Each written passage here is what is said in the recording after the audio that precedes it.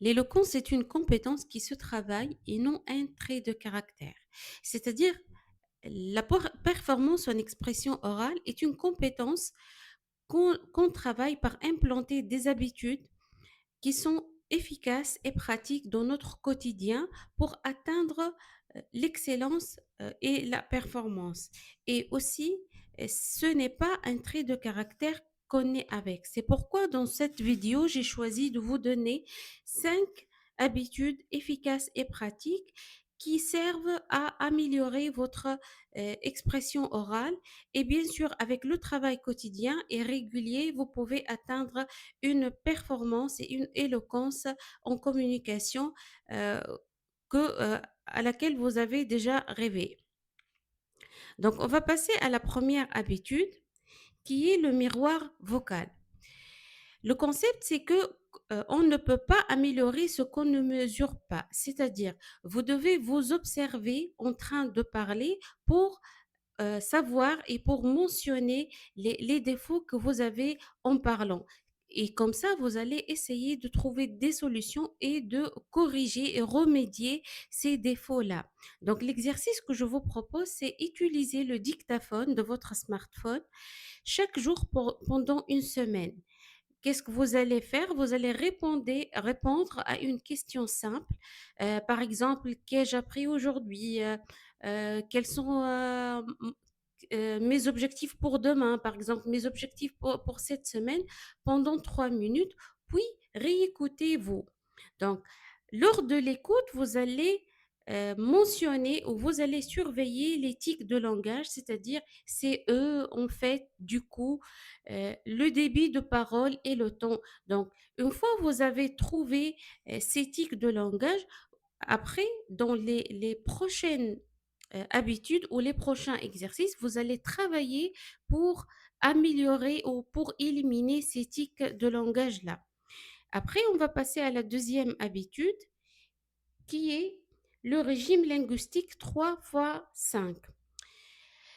C'est quoi ce régime linguistique? Donc, nous connaissons des milliers de mots qui appartiennent à la mémoire à long terme et déjà les études scientifiques, ils ont prouvé que l'homme, il connaît au moins 1500 mots, mais il n'utilise que 300 mots dans sa mémoire active. La mémoire active, c'est-à-dire la mémoire de travail ou la mémoire euh, à court terme, les mots qu'on utilise quotidiennement. Donc, il faut 38 répétitions pour qu'un mot devienne automatique. La routine de 15 minutes par jour est la solution. Donc, je vous donne cet exercice. Lire 5 minutes. Lisez un texte riche, essais, articles à voix haute pour entraîner la mémoire musculaire. Lorsque je dis un texte riche, c'est-à-dire un texte qui est plus haut que votre niveau habituel de français. Si vous avez un niveau de A1, A2, lisez un article ou un essai de niveau B1, B2. Et aussi, si vous avez un niveau de B1, B2, lisez un article de C1, C2 et il faut que ça soit à haute voix.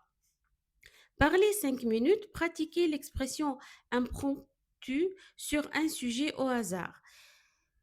Et parler, donc vous allez prendre n'importe quel sujet avec votre ami, avec votre partenaire, avec votre collègue. Vous allez parler 5 minutes en français sur ce sujet-là et écoutez 5 minutes. Écoutez un podcast en vous concentrant non pas sur le fond, c'est-à-dire non pas sur les informations dites dans ce podcast, mais sur la forme, le rythme, la mélodie, la structure, comment la personne qui parle, elle est en train de prononcer les lettres, comment elle s'articule. Donc, comme ça, vous allez vous habituer à écouter et votre cerveau va être habitué à écouter le français. Après, on va passer à la deuxième habitude. On va passer à la troisième habitude qui est le cadre de clarté. Donc, la règle de 3. Le cerveau retient mieux les informations présentées en 3 points. C'est-à-dire, vous devez structurer vos pensées avant de parler. Vous ne devez pas croire que parler trop, c'est mieux que parler d'une façon courte ou parler d'une façon précise. Donc, vous devez toujours structurer vos idées en trois, la méthode ARD. Pour être concis et impactant, donc vous donnez une affirmation, votre idée principale en une phrase, raison, un ou deux arguments pour expliquer pourquoi, demande une conclusion ou une question claire pour votre interlocuteur. On a parlé déjà de cette méthode dans l'expression écrite. Lorsqu'on a dit, vous donnez toujours idée, explication et conclusion. Donc, c'est la même méthode dans l'expression orale. Toujours structurer vos idées en trois parties, affirmation, raison et demande. Comme ça, lorsque vous allez parler au TCF, dans l'expression orale ou au quotidien, lors d'un entretien d'embauche ou lors d'une réunion, vous allez trouver ou vous allez perdre moins d'énergie pour penser à la structure. Comme ça, les structures sont déjà faites dans votre cerveau. L'habitude prochaine, c'est apprivoiser le silence. Toujours, on est habitué à croire que le silence, c'est un vide et que c'est pas bien de rester silencieux, alors que dans la communication et dans l'expression orale, le silence a un impact très important. Parfois, il est plus important que la parole. Donc, le mythe, le silence n'est pas un vide, c'est une ponctuation. Donc, l'astuce ou l'habitude que je vous donne, la pause de 2 secondes avant de répondre à une question, comptez mentalement un, deux, cela vous donne l'air plus réfléchi et posé. Donc, cette méthode ou cet exercice, vous allez le pratiquer dans votre vie quotidienne. Si une personne vous pose une question, donnez-vous un peu de temps pour réfléchir, pour structurer votre idée. Ne répondez pas directement après la question. Et aussi, lors de l'expression orale de TCF Canada, lorsque l'examinateur vous pose une question, donnez-vous un peu de temps pour réfléchir et après vous allez répondre. Donc, donnez une importance au silence. Ne vous dites pas que le silence, ça montre que vous êtes faible en expression orale. C'est totalement le contraire. Le silence, il montre que vous êtes une personne qui réfléchit bien avant de parler, une personne qui structure ses pensées et une personne qui veut dire quelque chose d'important et non pas, elle ne veut pas dire n'importe quoi. Donc, l'effet de cet exercice, cela laisse le temps à vos mots d'atterrir chez l'autre. C'est-à-dire, lorsque vous allez vous donner du temps, vous allez bien choisir vos mots et vos mots seront impactants et auront de l'importance. C'est mieux de répondre directement et dire à n'importe quoi. Donc, l'habitude numéro 5 est le drill d'ancrage. C'est-à-dire, c'est travailler le physique, c'est-à-dire travailler la respiration, travailler tout ce qui est physique, parce qu'en fin de compte, votre corps, vos cordes vocales, ce sont l'outil ou ce sont la machine qui va parler et qui va produire des sons, produire des mots. Donc, vous devez la travailler aussi. Donc, respiration 4-4-4, c'est-à-dire inspirer 4 secondes, retenez 4 secondes et expirez 4 secondes. Avant chaque entretien oral, avant chaque expression orale, surtout, je vous conseille cette habitude lors des entretiens, lors des examens oraux. Donc, toujours avant de commencer votre expression orale, faites la respiration 4-4-4, c'est-à-dire inspirez 4 secondes, retenez 4 secondes et expirez 4 secondes. Cela régule le système nerveux et pose votre voix.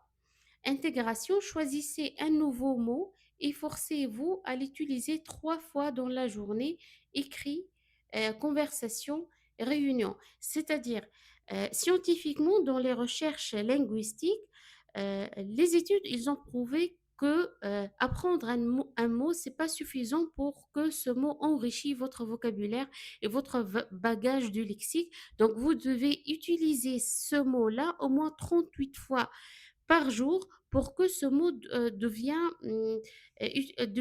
ancré dans votre mémoire. Donc, ce que je vous conseille, c'est lorsque vous retenez ou vous apprenez un nouveau mot, essayez de l'utiliser 3 fois dans la journée, que ce soit par écrit, par conversation ou par réunion. Par écrit, c'est-à-dire vous pouvez avoir un journal intime ou avoir un carnet de notes ou avoir si vous travaillez un travail où vous donnez des rapports chaque jour, donc essayez d'utiliser les mots que vous apprenez chaque jour. Dans vos conversations aussi, lorsque vous apprenez un nouveau mot, utilisez ce mot dans vos conversations et dans vos réunions.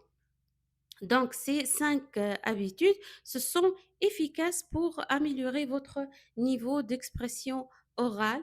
Donc, comme conclusion, la conclusion que je peux vous donner, c'est que la pratique ne rend pas parfait, elle rend permanent. C'est-à-dire, avec cette pratique, vous ne serez pas parfait parce que la perfection dans la langue n'existe pas, mais vous serez une personne confiante, une personne impactante, une personne qui est sûre d'elle et elle sait très bien structurer ses idées, sait très bien s'exprimer et bien sûr, vous allez atteindre le niveau C1, C2 ETCF Canada parce que l'examinateur d'expression orale, c'est ça qu'il cherche en vous. Il cherche une personne confiante, une personne structurée, une personne qui donne des phrases précises, qui donne des idées précises pour qu'il ait la chance d'attribuer C1, C2. Donc, euh, je vous ai donné les 5 habitudes qui m'ont aidé moi personnellement à améliorer mon niveau de langue, mon niveau d'expression orale et j'ai vraiment expérimenté leur impact sur mon niveau d'expression orale et je veux que vous aussi expérimentez cet impact et que vous atteigniez la performance dans l'expression orale.